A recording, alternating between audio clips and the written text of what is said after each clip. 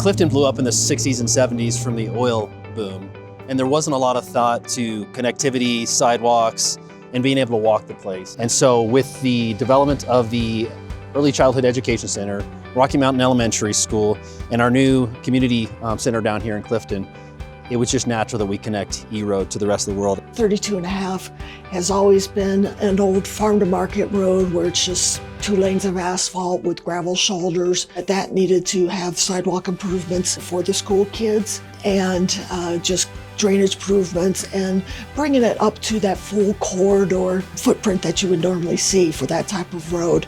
The bridge over the Grand Valley Canal was also very narrow, so any foot traffic or bicycle traffic had to come out into the travel lanes in order to cross the canal. So that whole corridor needed improvement. The roundabout itself is just sort of a domed island that you can cross over if the vehicles need to, but otherwise what we call the splitter islands approaching it direct the traffic to go around the roundabout like you normally would too. So it accommodates the larger vehicles, but on a smaller footprint. It's just our attempt to connect Clifton, to invest in Clifton, which again is kind of a diamond in the rough. I think it's just a great collaboration and a team effort between Mesa County and the grants that we've received from the state and federal government.